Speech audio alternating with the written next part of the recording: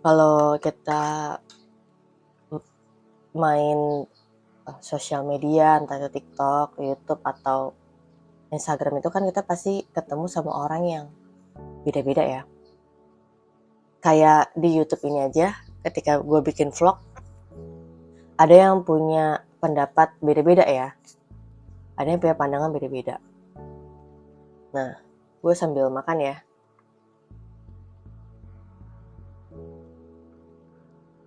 Biasa nih kalau misalnya udah selesai nulis buku,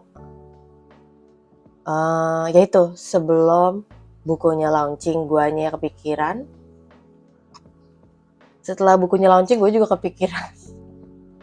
Jadi sepanjang kemarin tuh kayak mikirin buku mulu. Tadi pagi juga gue udah kebangun jam 3.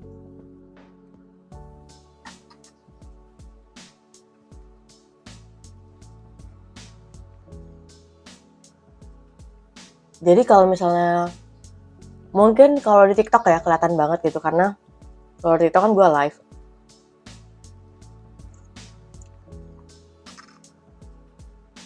Ketemu sama orang-orang yang punya beda pandangan. Orang-orang yang beda kepercayaan. Orang-orang yang punya beda pengalaman.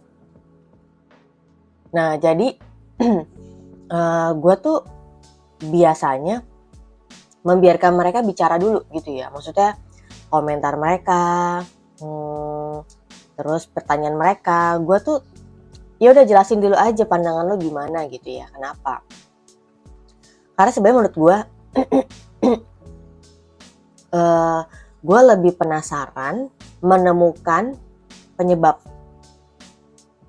kenapa sampai lo punya pandangan kayak gitu, ketimbang setuju atau nggak setuju gitu ya sama pandangan lo. Jadi gue biasanya gue lebih tertarik untuk kenapa ya, apa yang buat dia punya pandangan kayak gitu, pengalamannya apa gitu ya. Terus misalnya bukan hanya pengalaman, kebiasaannya apa, terus dia ada di lingkungan seperti apa gitu ya. Terus hal-hal kayak gitulah, hal-hal yang mempengaruhi dia untuk jadi punya pandangan kayak gitu. Nah, jadi gue sendiri ketika udah belajar latar belakang seseorang untuk mempercayai satu hal atau punya statement kayak gitu, buat gue jadi memaklumi. Contohnya,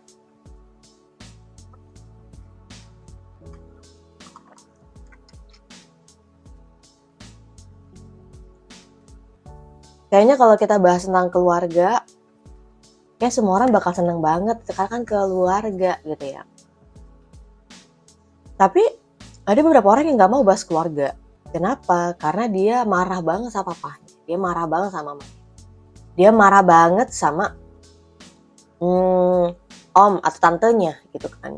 Dia merasa ketidakadilan di rumahnya dia merasa terkekang gitu kan. Jadinya pandangan keluarga yang gue anggap baik, orang itu nganggep gak bisa, itu kejahatan gitu ya. Nah, jadi ya itu, gue tuh lebih penasarannya kenapa gitu, kenapa lo gak mau bahas tentang keluarga gitu ya.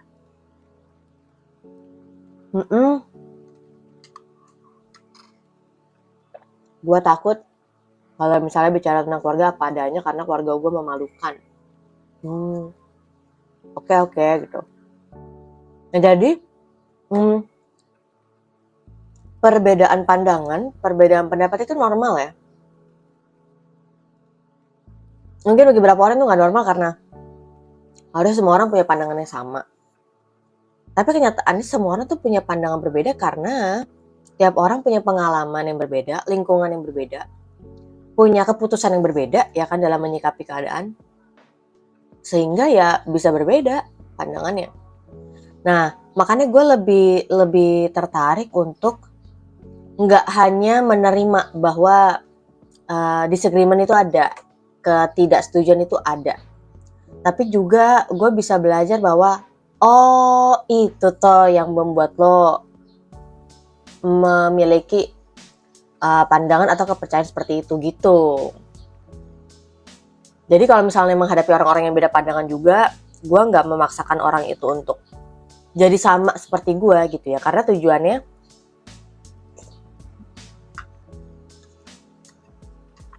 kalau lagi diskusi itu adalah gue menyampaikan pandangan gue, dia menyampaikan pandangan gue.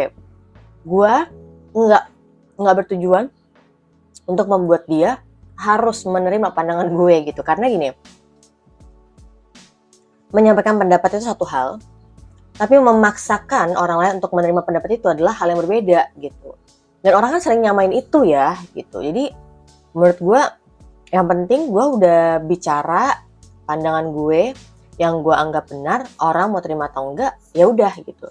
Sama dengan vlog ini gitu ya, atau sama dengan yang gue tulis misalnya dalam buku atau gue bikin video-video yang ada gitu ya. Bagi beberapa orang mungkin kok bisa ya bikin video gini, kok berani ya gitu ya tulis buku. Sebenarnya sesimpel pengen berbagi aja. Kalau orang beda pandangan gitu kan gak apa-apa.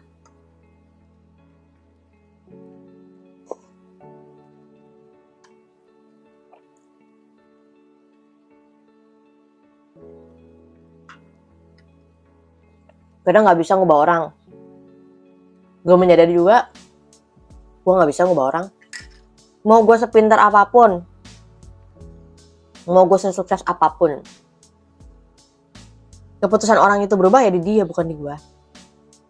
Tapi bagian gue adalah gue berbagi aja. Itu tuh jadi enteng banget loh buat kita. Karena bagi beberapa orang kan dia punya beban untuk mengubah orang lain. Oh my god, itu bebannya sangat berat. Sudah hentikan, jangan lagi pakai beban itu. Gue pengen biar orang tua gue tuh berubah gitu. No, gak bisa kita buat orang berubah. Bisa kok, buktinya gue neken dia, buktinya gue pakai kekuasaan gue gitu kan untuk menekan dia biar dia tuh berubah. Itu berubah orangnya. Iya, tapi perubahan kayak gitu tuh perubahan sementara. Alias cuma di depan lo doang. Nanti kalau misalnya udah baik-baik lagi keadaannya, balik lagi ke kebiasaan lama gitu ya.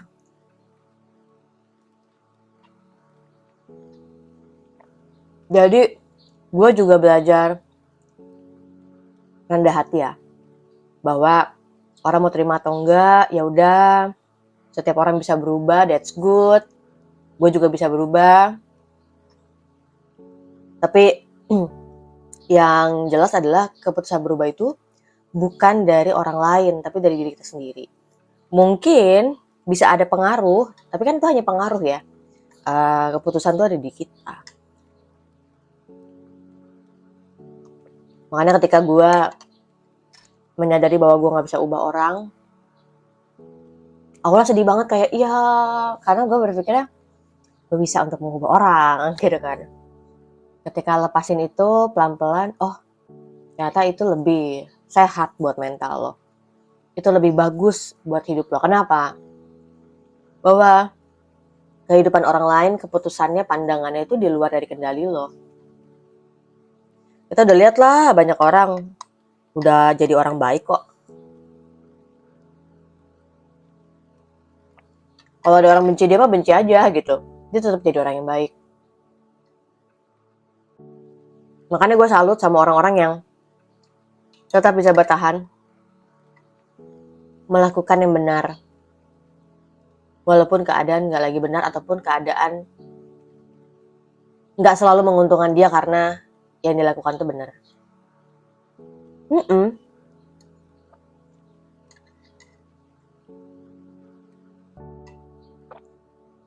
Jadi yuk kita belajar menghormati orang lain seperti kita menghormati diri sendiri. Maksudnya karena lo tahu gitu ya bahwa setiap orang itu punya keputusannya masing-masing, pandangannya masing-masing, bahkan punya boundaries-nya, batasannya masing-masing, ya lo menghargai orang itu. Lo nggak memaksakan orang lain untuk menjadi sama seperti lo. Gitu. Tapi di saat yang bersamaan, ketika lo tahu yang benar, ya lo ngomong aja yang benar. Kalau misalnya lo tahu itu salah, lo ngomong salah. Tapi kalau misalnya orang tuh nggak terima, nggak apa-apa. Emang perlu waktu juga kan untuk orang itu ngerti. Nah, jadi satu poin terakhir yang menurut gue bagus juga adalah banyak orang itu kan juga ketika memberikan suatu alasan gitu ya, dia pengennya orang lain tuh langsung terima alasannya dia. Misalnya contoh, gue udah pengen resign nih gitu, tapi gimana ya supaya bos terima gitu kan. Ya sebenarnya ini nggak salah juga sih bos mau terima atau menolak gitu ya. Tapi maksud gue adalah kita tuh pusingnya adalah gimana cari alasan supaya bisa orang itu ngerti, supaya orang itu bisa terima alasan kita. Padahal sebenarnya kalau lo mau kasih alasan lo mau kasih keputusan lo, kasih aja. Dia ngerti atau enggak, dia terima atau enggak tuh urusan dia gitu. Maksudnya gue, banyak orang tuh jadinya selalu mencari alasan-alasan lain dan nggak jadi apa adanya. Jadi dia bungkuslah itu sedemikian rupa ya kan, biar orang itu ngerti. Dan dia stres banget ketika orang itu kok nggak ngerti-ngerti ya, kok orang itu nggak ngerti-ngerti ketika gue udah jelasin semuanya. Gue udah kasih alasan gue gitu kan. Ngerti itu dan menerima alasan itu keputusan orang itu, bukan kita. Kalau kita cerita aja apa adanya, ngomong aja apa adanya. Orang itu setuju atau enggak, nggak perlu dipikirin. Jadi menurut gua ya menyikapi sekarang sosial media dan masing-masing orang punya kebenaran masing-masing. Nggak usah pusing.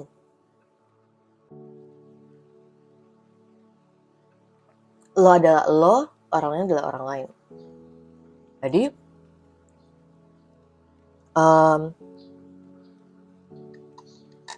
orang lain mau setuju, orang lain mau terima atau enggak, orang lain mau benci lo atau enggak, orang lain mau suka lo atau enggak, itu adalah keputusan mereka.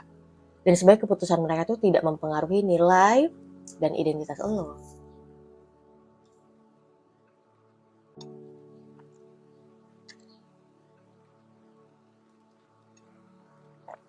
Nah cuma kan kalau kebenaran kita taruh, kita dasarkan pada opini orang, bukan kepada fakta kan bahaya ya. Apalagi kalau kita cuma mau cari opini-opini yang cocok bagi kita. Lah itu kebenaran macam apa itu yang masih bergantung dan bisa berubah-ubah gitu kan. Itu sih.